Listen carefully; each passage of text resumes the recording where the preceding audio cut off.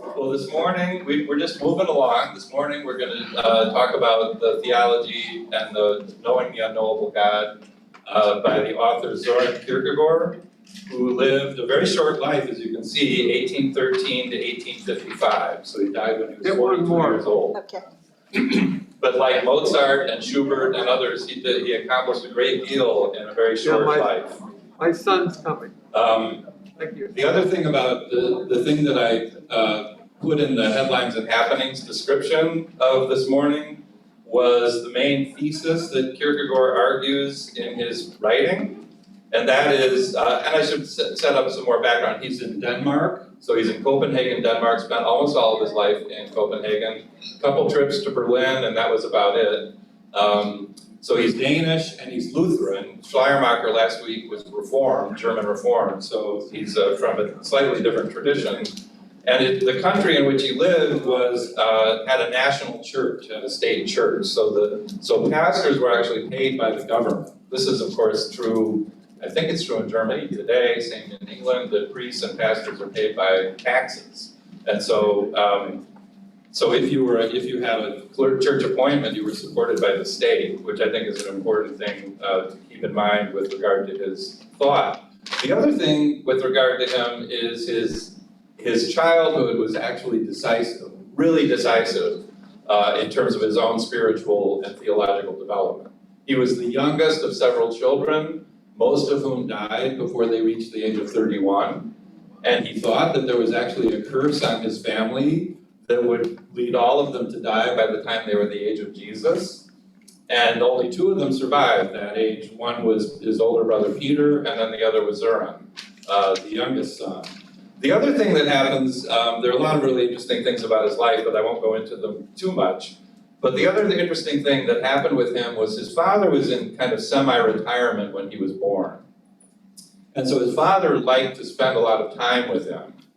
And Kierkegaard's father, Michael, had a very stern sense of Christianity, that he thought that the Christianity of the state church was important, but it didn't really get to the bedrock of what Christianity is about. And so he tried to impress on Søren Kierkegaard, what Christianity really is. And he did this when Kierkegaard was a child. So Kierkegaard later says, if what you think is Christianity can be taught to a child so that the child not only understands it but likes it, it's the opposite of Christianity. Right? And I'll just tell a quick story. When I was in Australia, there was this wonderful Australian Anglican priest who had a son. He was about 5 years old, and he would accompany her all the time to church, so he knew pretty much the liturgical year and stuff. And so one day he's in the service of Good Friday, and so she goes up in the pulpit, and he's sitting in the front row, very patiently waiting and to listen to her. And she says, well, today is the day that Jesus died. And he shouts out, Jesus is dead? So that would be Kierkegaard's father, right? Kierkegaard's father wanted to make sure that Søren understood that Jesus came to die, and that he came to give a sacrifice of his life, and that the proper response to that sacrifice is to sacrifice our lives. So Jesus did not come to make us happy. He came to die, and he came so that we might die and attain eternal life, but not be happy in this life. And so he did it not by means of the sermon on Good Friday. I just love that story, though. Jesus is dead. Anyway, he sat him down in his study one day. He would come into his study, and his father would do these imaginary walks with him and stuff. But one day he sat him down and he gave him a portfolio of paintings. And it was a portfolio of paintings of great human beings like Napoleon. And he had Kierkegaard look through them. And so he's looking through all these world historical figures like, the first one was Napoleon seated on his horse. And then there would be George Washington, and all these other figures. And they all look majestic. They all look, forward, onward, and they have followers behind them and soldiers and glory and all this. And then finally he got to a painting that was something like the Eisenheim altarpiece by Grunewald. I don't know if you've seen that. It's very grim. It's this pitch black background, and it's a picture of the crucifixion. Jesus is there looking very gaunt and forsaken between two other thieves who are dying with him. And Søren was absolutely stunned by this. He'd never seen anything like it. And he's like, well, who is this? And he said, well, this is the Savior of the world. And he said, what did he do? And his father said, he was the most loving man that ever lived. He was the God who came out of love for us. And then Kierkegaard said, well, then why did they do this to him? And his father said, the world hates the truth. And he never forgot that story. In a way, all of his writings and some of the things we'll be reading today together are meant to give us the impression that had on him. So on the other hand, one of the things that does, of course, hopefully this didn't happen with the priest child, but what that does, if you introduce Christianity too soon into a child's life, you ruin their childhood. Because Jesus didn't come to make us happy. He didn't come to make perpetual Christmas. He came to die, and he came so that we might offer our lives as a sacrifice, because the world hates the truth, right? So, and anyway, so the other thing that happens as a consequence of like his father being his best friend, and his father was fairly old by then, is that Kierkegaard doesn't fit in with his own generation. Like he becomes, you know the phrase old souls, he's an old soul. And so he can't fit in, he can't play, he can't lose himself in enjoyment, he can't lose himself in the moment. He's always aware of himself and how different he is from others. It also seems that he had probably a psychological condition of some sort of depression that his father also had, and seems to have afflicted his family. They called it melancholy, but it was probably much stronger than that. So he could never really lose himself in his generation. He could never lose himself with others. It also didn't help that one of his legs was shorter than the other one, and so everyone would point that out, and he had kind of a stooped frame. I think he had scoliosis as well. So there were physical manifestations of his difference from others, right? And so this caused him a lot of grief, a lot of unhappiness, because he was unlike anyone. And he thought he was really forsaken that way, right? But this gives him insight into what it looks like when you're outside the social norm, what it looks like when you don't belong, what it looks like when you're not accepted by your group, when you can't become a member of a group, right? And so he became convinced, as he thought about this and how God was related to this phenomenon of being unhappy, he became convinced that that actually was the way God was raising him to try to see what Christianity actually is. And so he became convinced himself through his own experience of this isolation and of this inability to belong and to lose himself in enjoyment. He became convinced that that's the way actually to become a Christian. To become a Christian is to become aware of your own unique individuality, to become what he would say is a single individual, not to lose yourself in the group, not to run with the crowd, not to hide in church, right, with everybody, but to actually become isolated, out, to individuate yourself, as we would say today, and that's when the Christian road actually begins. He's acutely aware as he goes on, especially in the later 1800s, 1840s, and into the 1850s, of the increasing distraction, busyness, speed, and noise of contemporary life. When you read him on this issue, it's like you're reading something written today. He would not be surprised at all by Google, Facebook, YouTube, 100,000 streaming channels. My wife and I enjoy several of them. So, guilty. That create all of this noise and all of this distraction and all of this busyness. And all of these are really, for him, these are the way we avoid relating to God. These are the ways we avoid learning what it would be to become a Christian, right? So he's convinced that the quote-unquote Christians of his day are basically a crowd, or he calls them at one point a clique, and they haven't actually become Christians individually. They've just become Christians by being born into a society that calls itself Christian. And they don't really know what becoming a Christian would entail. They've never had that shock of unrecognition that he had when he saw that picture in his father's book of paintings. And so one of the things he wants to do is to lead the reader, and he writes in a kind of, it's like a spiritual director as a writer. He wants to lead the reader out of this busyness, out of this noise, out of this crowd, so that one might actually become aware of one's relationship to God. And this is a key thing that he sees, and I think it's actually worth thinking about. We, and I think we still think this way, we think that by relating to other people, we're relating to God. And Kierkegaard is convinced when we think that way, we're actually hiding from God. Right? We're not relating to God at all, we're just relating to other people and calling it relating to God. So what he wants us to do, that's all how we all start out. We all start out loving other people and thinking that's loving God. What he would say is what we have to do is learn how to love God, and by means of our love for God, love other people. So he's trying to put God in the middle. And what he thinks with the noise and the crowd and the busyness and the counting, he's also living during an era when you have the 1848 revolutions throughout Europe. And what do? They take to the streets, right? Les Miserables, they're on the barricades. This is what we still do. And so then what do? They count.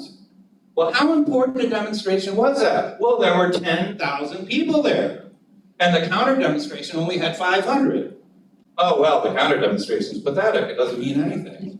Or how many people were there? Well, there were 1 million people there. Remember the thing about how many people were at Obama's inauguration compared to Trump's? We were all guilty in there, no matter which side you were on. Counting. It's only important if there are 10 million people doing it. Oh no, 100 million people doing it. Oh no, 1,000 people doing it, etc. So he's very aware of the demographics of his day. The counting, and democracy, of course, is on the rise now, so you count votes, you count the number of people, you have influence by this, that we're completely susceptible to thinking that large numbers matter, small numbers don't. But to become a Christian only takes one. Just takes one, and that's me. I don't have to worry about the crowd, I don't have to worry about the church, I don't have to worry about everyone else, I have to worry about me. So how can you get people to start worrying about themselves and stop worrying about the crowd? How can you get people to value the single individual who is called to be a Christian and not value the crowd and to ignore the crowd, right? It's very depressing to pay attention to the crowd, by the way. My wife and I have these discussions about how many Christians are left. And it's like, I keep trying to get myself out of that by saying, that's not our question. The question is, am I a Christian, right? That's a more interesting question. But we'd rather look around and say, look at all those people who aren't Christian, right? So the one thing he doesn't want us to do, even though he says Christendom has abolished Christianity without really knowing it, he doesn't want us looking around going, well, and that's Randall's fault, or that's Carrie's fault, or whatever. He wants us to think, why am I part of this delusion?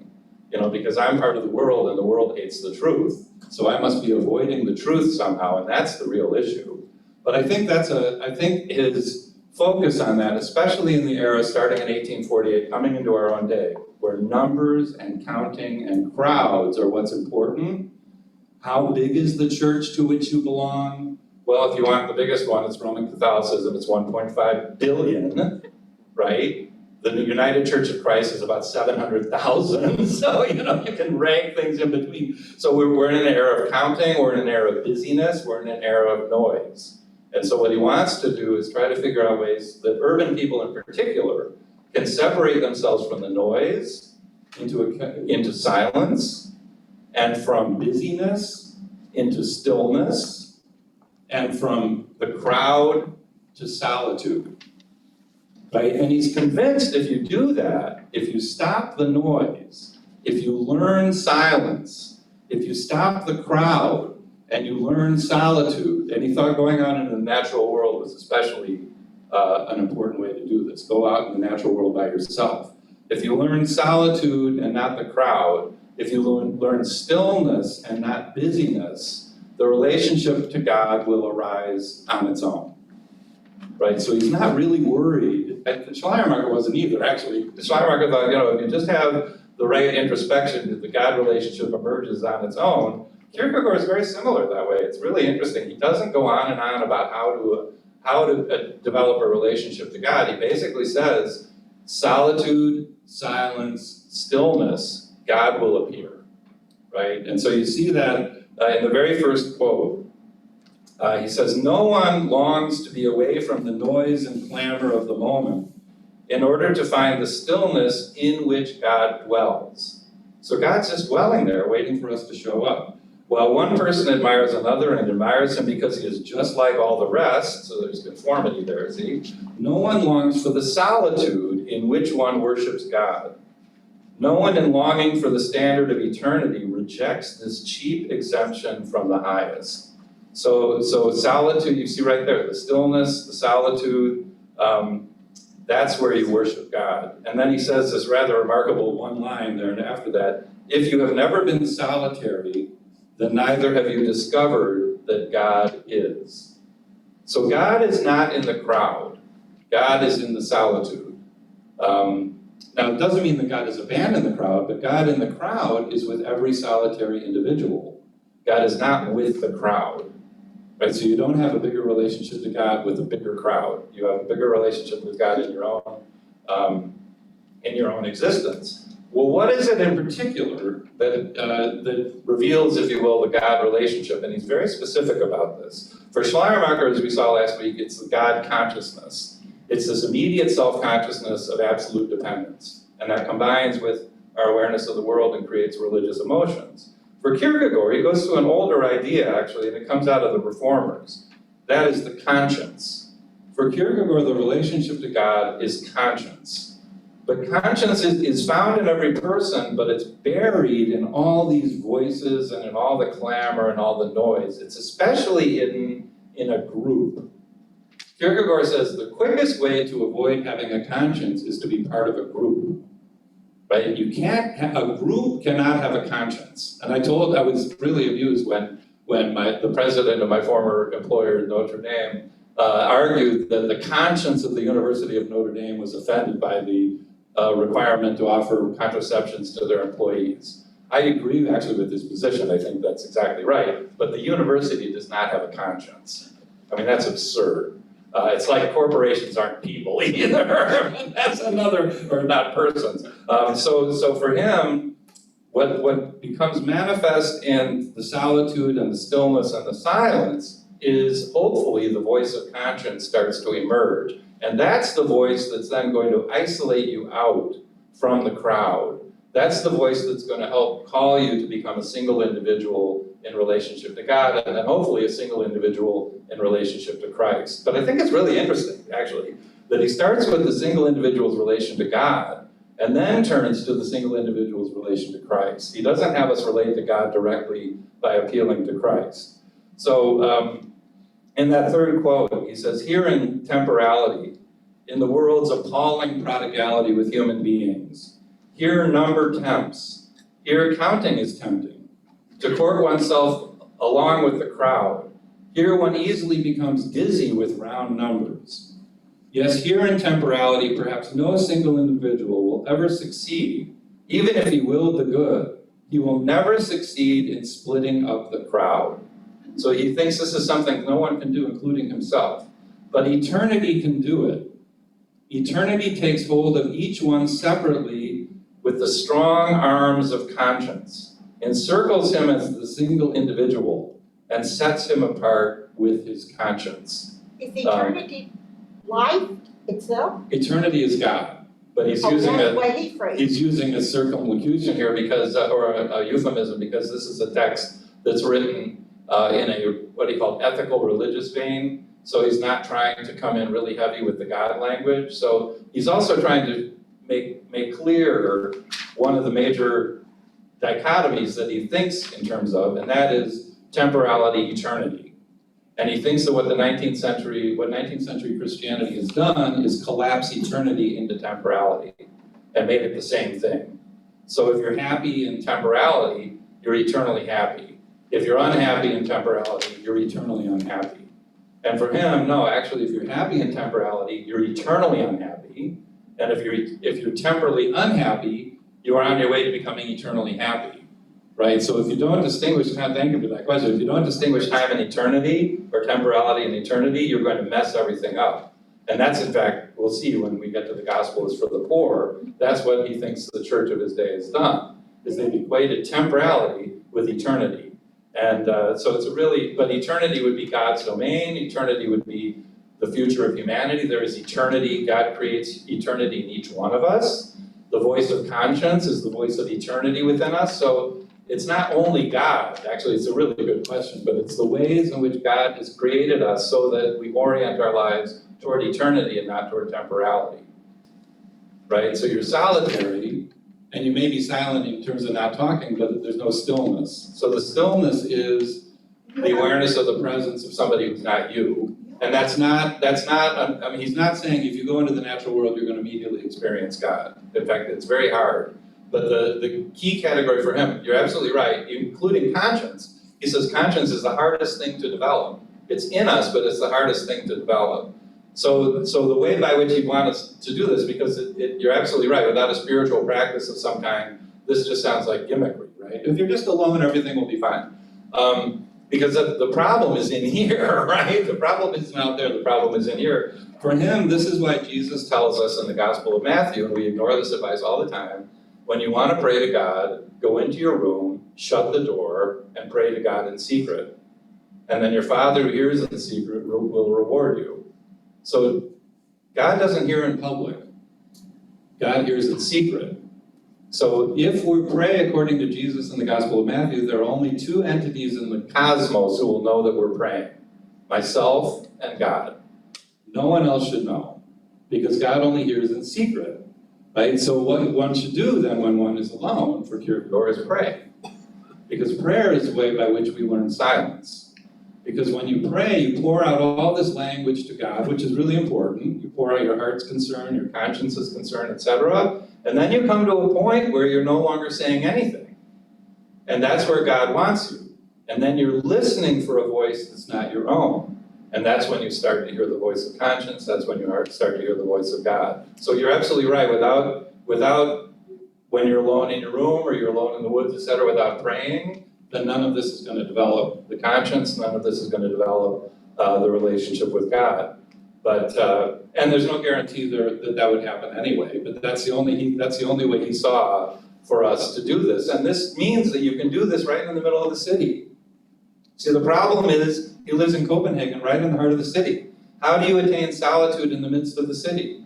You shut the door to your apartment, you shut the door to your bedroom, you lock both of them, you turn off the phone, you turn off the cell phone, you turn off the TV, and you pray.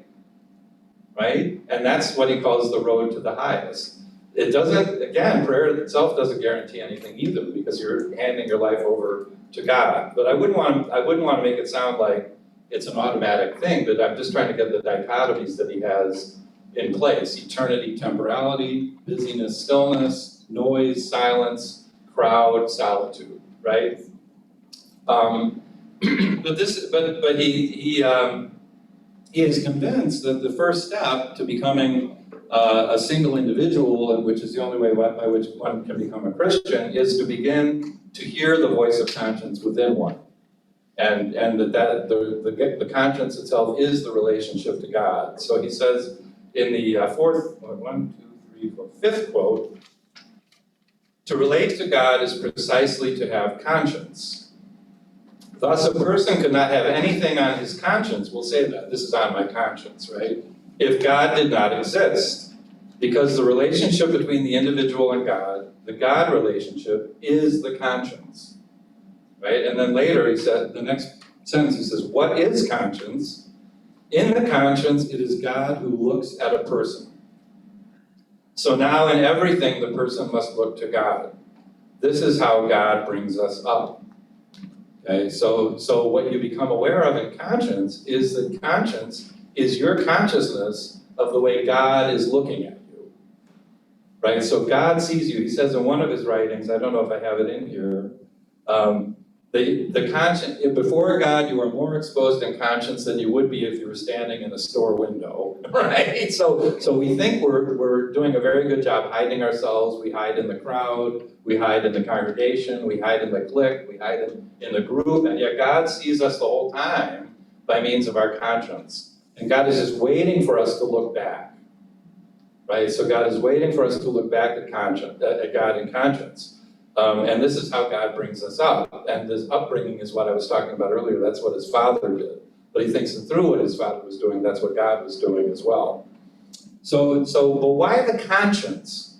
Why the conscience? I mean, he knew of Schleiermacher's theology and of the God consciousness, but he wants to go back to Luther and Calvin and others who talk about the conscience. I think it's because for him, his understanding of the conscience is that for which you would be willing to dare everything, right? So if something would violate your conscience, you'd be willing to die rather than violate your conscience.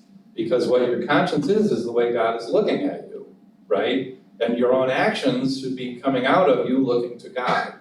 And so the conscience actually is given in every human being to lead them to sacrifice themselves for the good. We're actually seeing something, it's hard to judge hearts, right? But what we're seeing in Ukraine right now is what it looks like when you really believe in conscience in democracy. They're the only country in the West right now that apparently does. Why? Because they're willing to sacrifice for it. They're willing to sacrifice everything for it, and they're willing to do that without complaining. I don't think we're willing to do any of that, right? So they actually, you could say, well, that's not Christianity, but look at what it looks like when people believe in an ideal and are willing to give their lives for it without complaining. That's conscience. Right, that's conscience. That's Socrates in front of the people of Athens when they told him to stop teaching the youth because he's corrupting them, and he was going to give a speech that could exonerate him, and he refused to do it and was willing to drink the hemlock and die because he did not want to compromise what he was doing as a teacher. And so conscience for Kierkegaard leads to that kind of self-sacrificial life. It's not just a moral authority, in other words. It actually is the way God summons us to sacrifice ourselves for an ideal. And hopefully the ideal would be Christianity, but it could be anything. Actually, he was very impressed, by the way, the people in the French Revolution before the terror. The people during the French Revolution believed in the ideal of the revolution and gave their lives for it. So for him, you can see conscience manifesting itself in different ways that aren't just Christian. But I think he's focusing on the conscience because that, to him, is the place by which Christianity could really take hold. So Christianity is about learning about the sacrifice God made for us, and then being called to sacrifice ourselves in response to that. So the question was, does Christianity, the Buddhists definitely have levels of consciousness, that's absolutely right. Does Christianity have levels of consciousness? Yes, depending on who you ask, right? So Protestants aren't really very good at this, and I think Kierkegaard was accused, actually, of being a Jesuit. And why is he accused of being a Jesuit? The spiritual exercises, right? So Ignatius's exercises talk about things like this. You actually go through different weeks in the exercises and you attain different levels. Now, everyone's not going to attain the same level, but the goal is to love God more for the glory of God, to the greater glory of God. And so there are levels of that. So this is actually a very Catholic way of thinking. And he's reading Catholic spiritual writers. And so there are contemporaries of his in Lutheran Denmark who say, you're just a Catholic. You're just taking us back to the Middle Ages and the Catholic way of life. So I would say, in answer to your question, the ones who answer that question the best are people from the Roman Catholic tradition, actually, and also the Greek Orthodox, the monastic traditions. And those older spiritual traditions. And what Kierkegaard is trying to do is, you can just see this, is introduce that tradition in an evangelical way, right? So he doesn't want it to return to the Roman Catholic Church, but he's trying to reintroduce themes that are very prominent in Catholic spirituality to Lutheran Denmark. And he thought, actually, later in his life, he faults Luther for several things, for going too far. The most important of which, he eliminated monasticism. And in fact, he characterizes monasticism as the worst form of piety the world has ever known. And for Kierkegaard, the monks remind the world, the Christian world, that what Christ really called us to do is to give up everything for his sake, right? And so they try to do that. They may not completely succeed, but they try to do that. And by embodying that, they hold that before us. The other thing that he faults Luther for doing was mandating married clergy. you know, the worst thing to be in the world is a Protestant clergy person who's not married. You're in danger, right? You know, we have to marry you off as quickly as possible. And so for Kierkegaard, the celibate clergy of the Roman Catholic Church remind people that being a Christian actually is a solitary thing. He doesn't mean that no one should get married. He just means that the priest shows you that the relationship to God is one-to-one, right? It's an individual thing. So your question's a really good one. And I would say, historically speaking, the Roman Catholics are the ones who have more, like Richard Rohr would be a contemporary example of that out of the Franciscan tradition. There are Protestants who realize that they need this, but they're few and far between, and Kierkegaard is one of them, actually. My Roman Catholic friend Cyril O'Regan at Notre Dame once described Kierkegaard as a desert father in the city. And I think that's exactly right. I think that's exactly right. He's a desert father. He's living in a cave in his apartment, right? But you can do it. You can actually do it. You can make your apartment or your home a cave in which you have a relationship of silence and solitude and prayer with God. And that's what he's actually calling us to do. He wrote a series of works under pseudonyms, and that comes from Fear and Trembling, which he writes about Abraham. Yeah. And Abraham's sacrifice, or the binding of Isaac. And he talks about a leap of faith because he's trying to understand faith aesthetically, and he can't understand faith in terms of aesthetics, so he says it's a leap.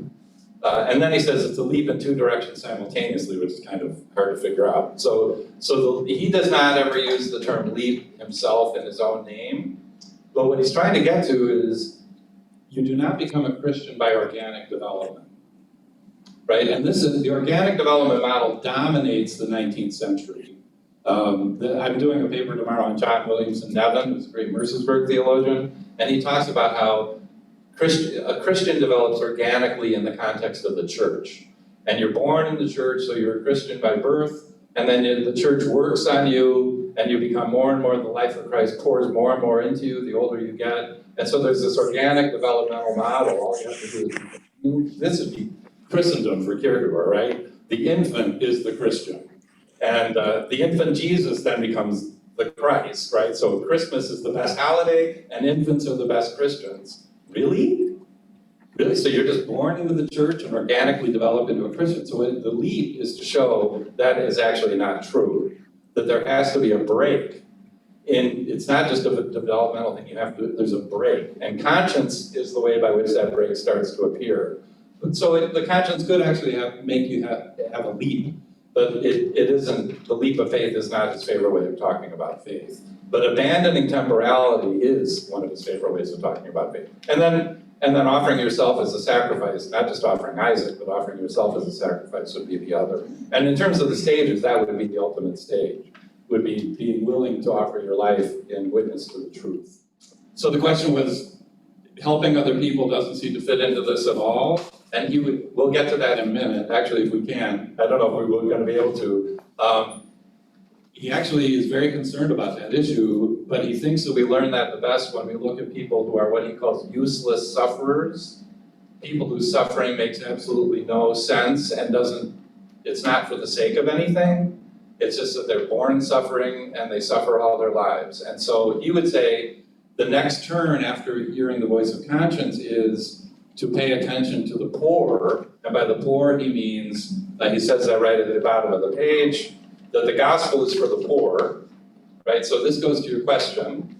And he says by the word poor, here the word poor does not mean simply poverty, but all who suffer are unfortunate, wretched, wronged, crippled, lame, leprous, demonic. So when we say the gospel is for the poor, which we say very much these days, I think Kierkegaard is right about that. If you look at the gospels, it isn't just people in poverty. In fact, it's rarely people in poverty. It's people who are, he would say that it's people who are useless sufferers. What good does it do to suffer a hemorrhage of blood for 12 years? No good, right? So the woman who comes to Jesus and touches the hem of his garment for help, she's a useless sufferer, right? And so the Gospels, he thinks, so thank you for that question, the Gospels raise up for us people we'd rather forget about. Right? And the last people in the world we'd want to see in the sanctuary over there. I remember talking about this with my students at Notre Dame. I said, you know, it's really interesting. We do really great work. There was a Center for the Homeless in South Bend that's almost internationally well known. And they have a fundraiser every year at this very fancy ballroom downtown in South Bend. And all these people show up, and they all dress to the nines, and they raise thousands and thousands of dollars, but guess who's not invited? The homeless.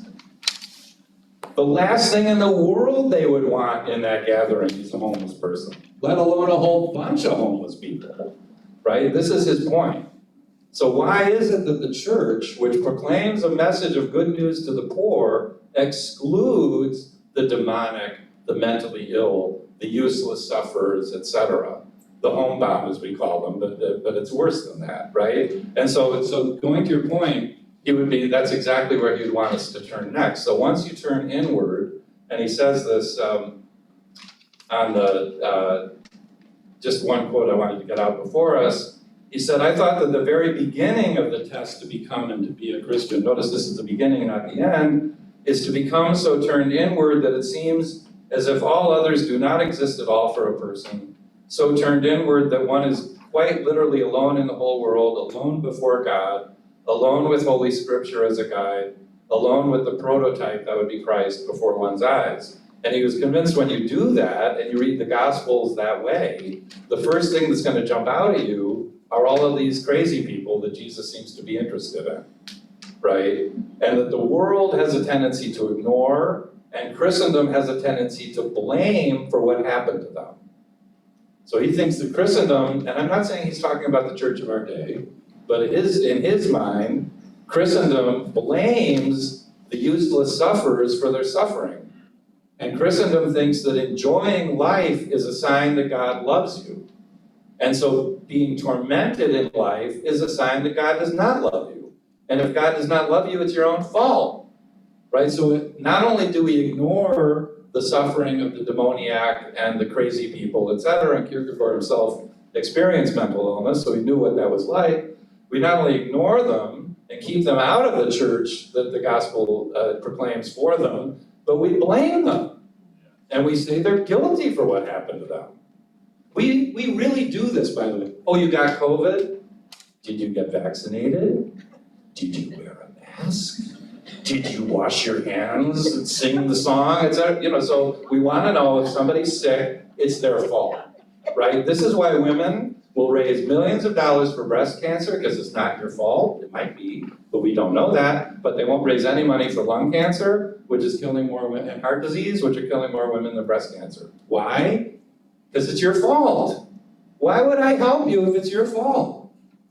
Right, so we're always looking for reasons not to respond to the suffering of others, and we do it by means of their quote-unquote guilt. And so the way we do it especially is for people who are suffering in a way that we just can't even comprehend. We can't, and we really can't comprehend the suffering of many of our fellow human beings. It's inexplicably awful. It has no cause. It has no point to it. He calls it useless suffering. And he thinks that's actually the best school by which to learn Christianity.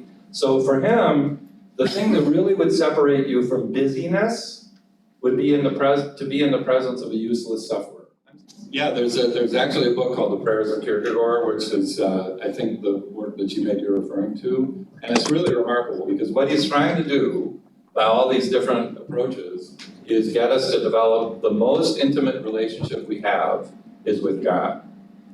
Right? So what he's trying to do ultimately is develop what I would call intimacy with God. And the way that shows up, and so thank you for that question, where that shows up in his own writing the most is in his prayers, or when he talks about that. Now, he's very hesitant to talk about his relationship to God because it should be private and it should be intimate, right? Which means you don't go around talking about it with everybody.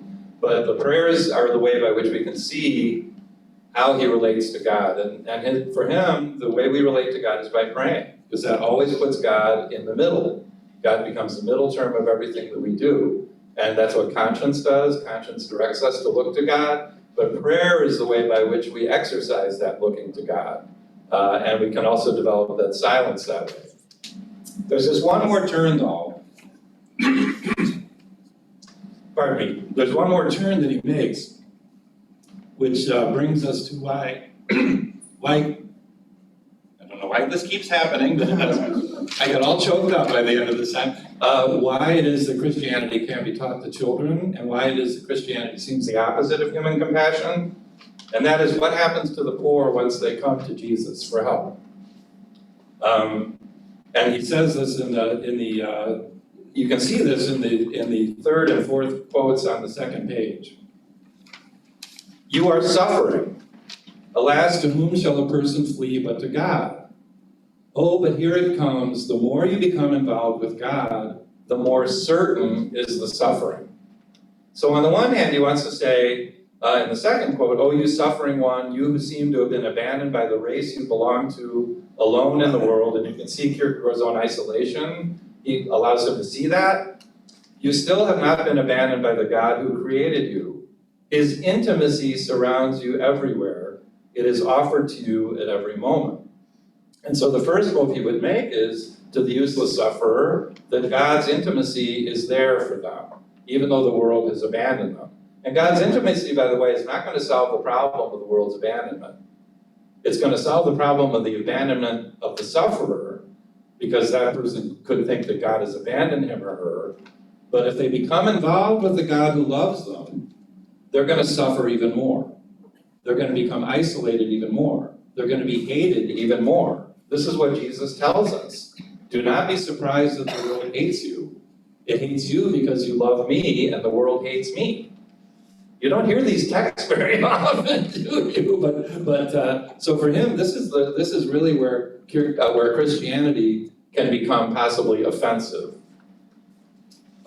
He says, because you are a sufferer, therefore God loves you. Because you love God, therefore you must suffer. What God wants is that you love him, and this means that you will, humanly speaking, come to suffer frightfully, just because you have involved yourself with God. So this is the paradox, right? So the love of God is for the poor who are the useless sufferers, but when the useless sufferers come to love God in return, they will suffer because they love God, right? So God doesn't take away the suffering, God intensifies the suffering. And it seems cruel. It seems as though God hates humanity. Right, and the long quote on the second page I want to get to before we end, because it really gets at a nutshell what he's talking about. Christianity does indeed proclaim itself to be comfort, cure, and healing. That being so, people turn to it as they turn to a friend in need, thank it as they thank a helper, because by the help of it, or by its help, they believe they will be able to bear the suffering under which they sigh. And then the very opposite happens. They go to the Word to seek help, and then come to suffer on account of the Word.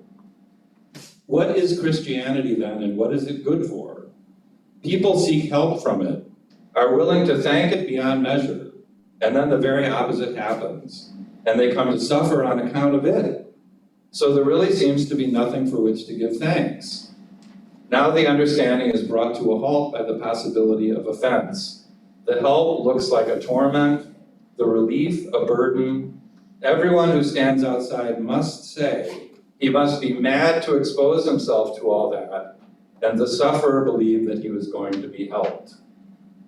Right, so this is the core of what he calls the possibility of offense, without which one can't have real faith, and that is the scandal, if you will, the stumbling block, that the good news for the sufferer will lead the sufferer to become more unhappy in this life because one loves God, right? That doesn't mean that one is going to be unhappy in eternity.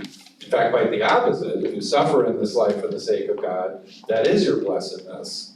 But you will suffer in this life, and that will be the story of your life, right? The story of Jesus' life was suffering, death, right? And so he says, and he thinks we mistake Christianity for this, and the quote right before that, for according to the New Testament, the relationship is thus, and this goes to Bob's question about stages. The pagan will not suffer at all. The Jew will endure a few years of it, but will nevertheless be victorious in this world and enjoy this life. The Christian will suffer all his life, right? So for him, Christianity at its heart is voluntary suffering. It's not simply enduring involuntary suffering like the useless sufferer by means of the God relationship, although that's really important for the useless sufferer to know that God's intimacy is there. But it's voluntarily suffering when one could easily avoid the suffering by quitting being involved with God. So this is the paradox of Christianity, and this is why pastors, he thinks, don't like to preach it. Because we don't want to tell people who are suffering, oh, come to Christianity, get involved with Jesus, and you'll suffer even more for his sake. But have a good day. The question, Nancy asked a great question about, it sounds like the direction of Kierkegaard's thought is you become more and more involved in God, and then God works more and more through you. Is that what I was hearing you say? That's exactly right. So you develop intimacy with God, even in the midst of your suffering. And that intimacy with God then makes you an instrument of God's love in the world. So that you can love even people who hate you because of your intimate relationship with God. That's a source of happiness. Right, and that would be the joy in the suffering. So there would be joy there. Okay, thank you everyone. I'm gonna have to sign off. Thank you.